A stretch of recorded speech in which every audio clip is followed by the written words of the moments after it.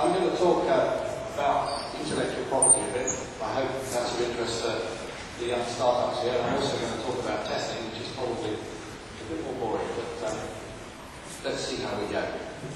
I found a DTR report that talked about innovation, and it said, what is innovation? And there it is. They defined it as the successful exploitation of new ideas. And it's about, which I thought was a great title, it's about bringing new knowledge and processes into your business, developing new, high-value-added products, processes, and services. And I like some bits on what they've said here. I like exploitation, because that means you've got to do something. And I like new, because that means it must be on. So, we have an idea. We're going to make lots of money with it, and that spurs us along. You've all seen this model before. So we have a start-up company, and we need to look at some external factors, things we can't control, and that's risky. And we get our start-up company going. If we're on the ball, we look at some market data, and we generate some IP, because we're doing that in the R&D side. And that's stuff that's worth real money. Bottom line, because you spent real money developing that intellectual property, and so on.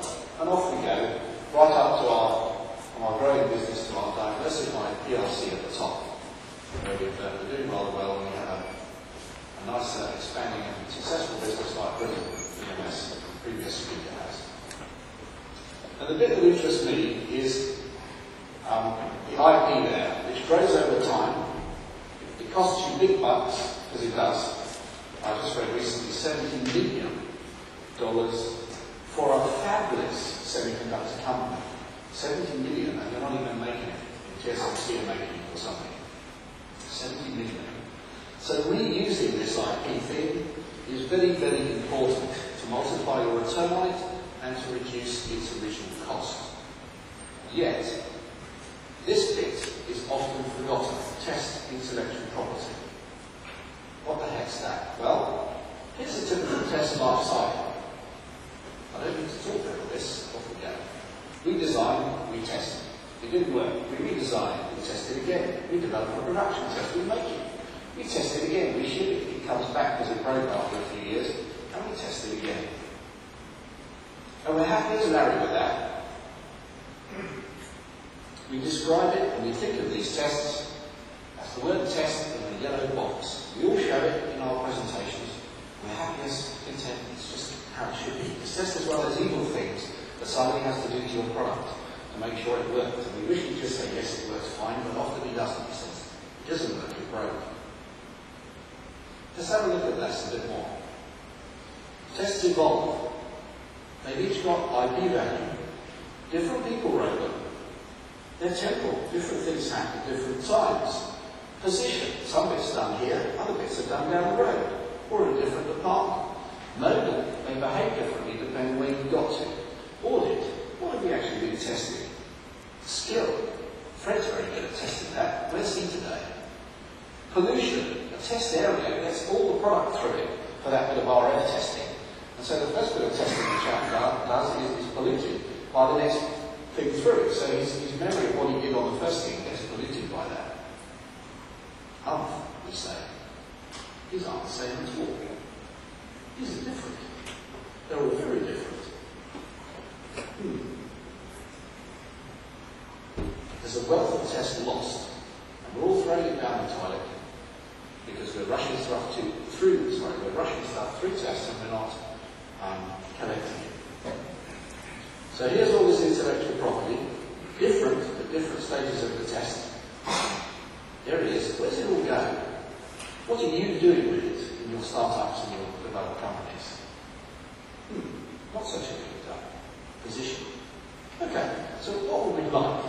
What we'd like is to, as time goes by, we'd like to grab hold of these tests that we've developed, that R&D have done, and production adjusted, that we've got back from the service department. We'd like to collect all that intellectual property together. And we'd like to keep using all of that intellectual property that we've gathered together in the test cycle. And there aren't many systems out there that can do that today. We're all familiar with the big oscilloscopes. I've just come back from Electronica in Munich.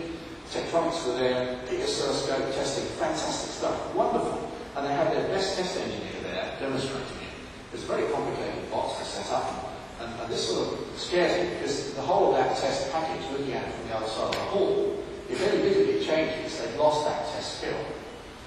Or if it's modified, or if the junior guy comes out. Oh yeah, I'm talking to that. Never mind. Gosh, busy foil. There are many consequences of innovation. Tests may be applied in different places at different times. Prototype development. The test needs to be put in a lockbox to give to production. Develop your test and give it to production in a lockbox, so production do the very test that you designed and you want done on your product. Don't get a fiddle with it. Have you got some sort of product that lets you do that? Can production do the tests? Well, Tony was talking earlier from Britain. I know they can, one of our customers. They have a thing to do these tests that are developed with our product. We need a test development environment which captures test IP as we use it. As you run down the product's life cycle, over time, you gather intellectual tests together. It's one bit of that intellectual property that you own. So, we do want to put it in a box, all of it, from all of those tests, all the way through time. Remember, there's time in the background here. And we don't want to lose any of it, and we want to be able to apply it to revision 2 of the product in all of those test cycles. Everybody knows that Xjtag here. Anybody not know? Anybody like a quick primer? 1 or 2 hands. See if I can get this to work. I might be able to. Ooh. Xjtag intro. The blue line is the edge of a package. It's a device. And inside it, I just want to scope out what the problem is. And the problem is, have I connected from inside my package down onto my green printed circuit board, off down the board, and into the other device in the distance there. And into that device and onto the silicon in that device. I want to test right from the inside of the pack to the outside. So here I go. Here's the silicon inside the pack. I'm zooming along because it's a good, nice bright audience here. I've got pins on the outside. I've got little bond wires inside the plastic that you can't see to bond the pads on the silicon. And I want to, on the silicon itself, I've got wiring. I want to test right the way onto there and back onto the one down the road on the printed circuit board. How do you do that? Because you can't be inside the pack.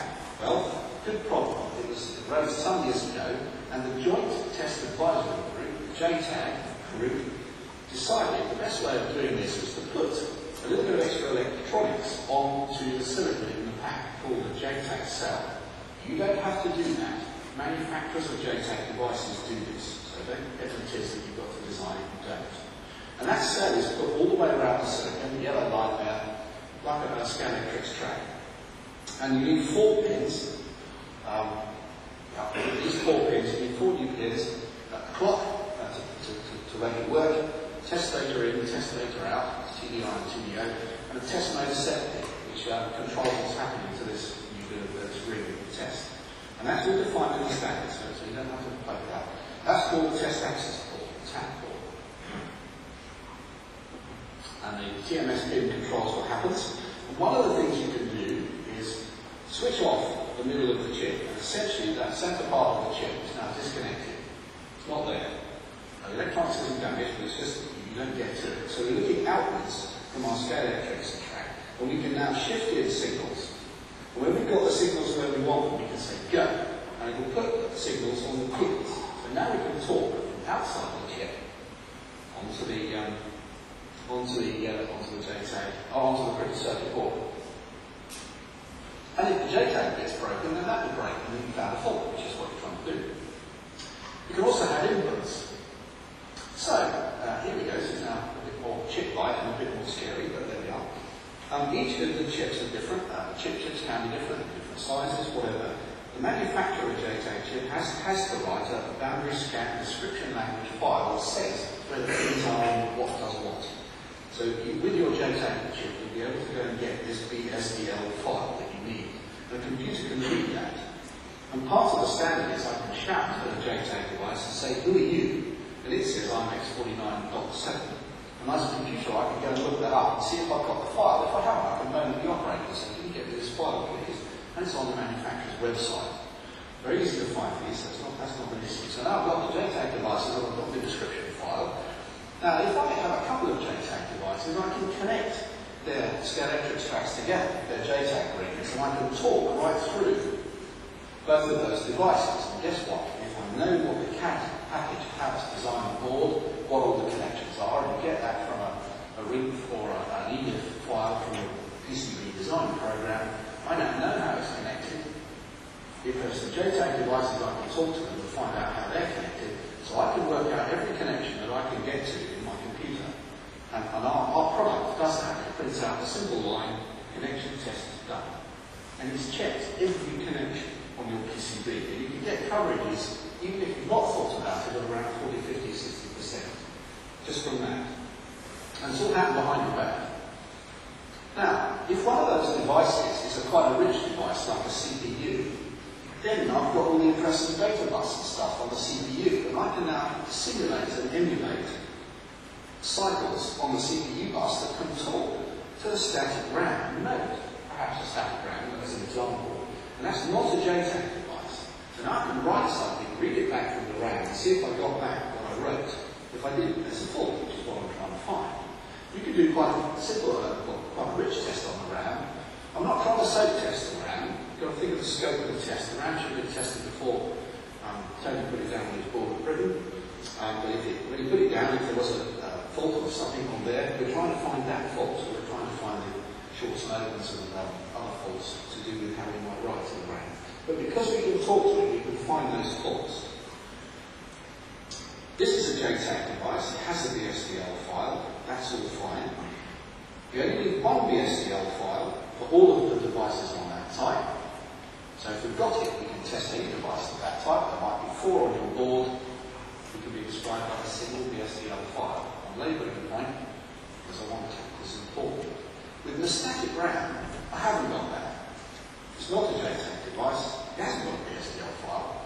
Wouldn't it be nice if I could write a test for it, which I can then use? And guess what? I've generated some intellectual property if I've done that. Put that, it cost me money to find how to do it. And if I put that device down on it, for example, RAM or Flash or something like that people will be using a lot in their design, if I spend money on that IP, if I can reuse that IP, then the original cost of me doing it up at the top there has gone down each time I reuse it. So over time, that original development costs you less. That's where we are. So, or I can have a buffer and I can turn the lights on and off, which is what we're doing on the stand outside if you want to come and see that. Which you can switch blinking lights on and off and take the buttons and do all sorts. So we've done our JTAG primer. Go back to what we were doing originally, talking about the development cycle. So, I've got a schematic of the board.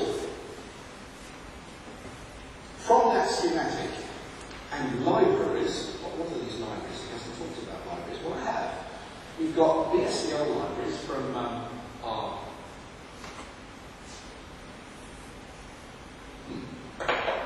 point.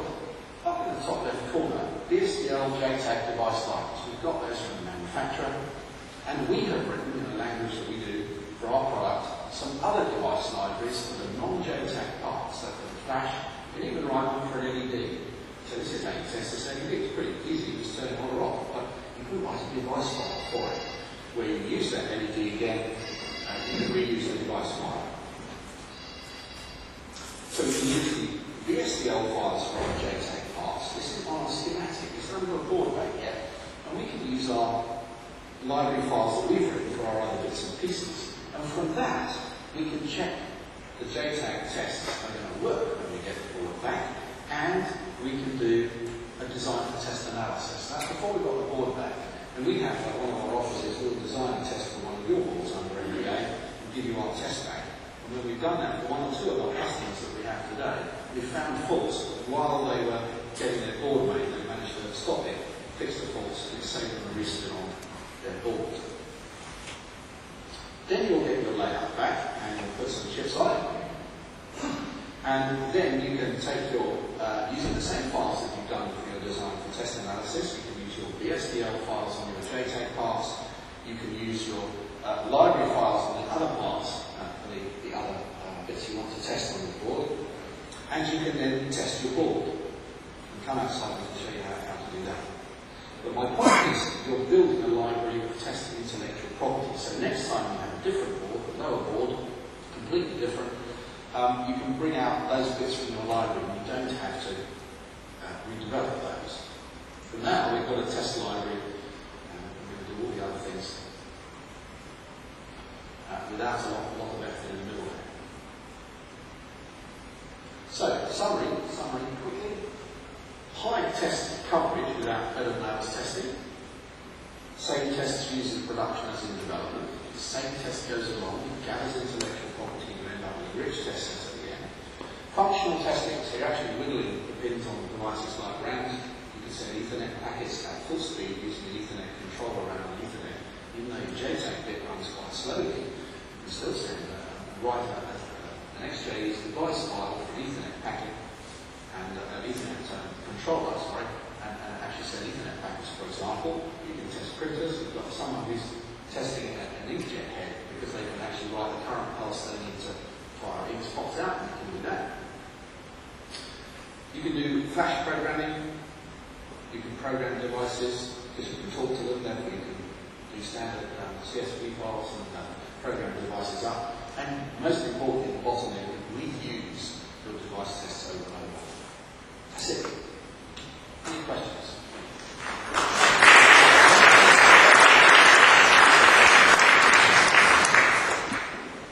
Well, thanks for showing the light there. This is the manufacturing site that gets the electric. Can I ask a couple of questions, please?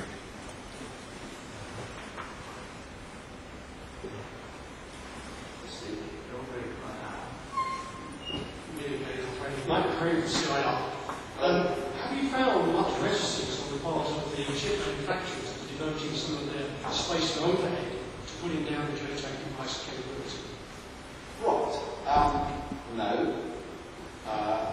Because you buy the device with the JTAG ring on. Off the top of my head, I can't think of many devices that are available with and without. Where that does happen, they're soft devices. These days you can buy the whopping great Arcade kits for designing computers on, FPGAs, Xilinx, Altera and other manufacturers. And they're huge, very complex, and they have RAMs and ROMs, and you can tick a box that says, I would like the boundary scan switched on, please, or not, depending on whether you wish to. You can also turn it on or off when you've got the board up and running, which is a pain sometimes because some startup code on boards switches off for JTAG testing. And if you're doing that, you must make sure for testing you need the JTAG part switched on. But I didn't bring today, we've got two devices that are 1,000 ball grid arrays back to back on a PCB sandwiched. The design we did for Siloxica, and you just can't get in there. So the answer to your question is no, I haven't found a reticence of manufacturers to use silicon, because the silicon area on the sort of devices that really benefit from this, the silicon area used for the JTAG ring is small. And the benefits are huge, particularly when the devices get complex. Another small point is JTAG seems to be the hole through which we're looking at these more complex devices. So if you buy a chipscope from Xilinx, for example, that's like a soft logic analyzer that you put on the chip. So because you now put everything in this chip, you can't see what's happening inside. When it goes bang, you know what happened? Because I can't look from the outside. And the chipscope captures that data on the FPGA, and you suck the data out through the JTAG port. So JTAG is becoming a very interesting hole. We seem to be peering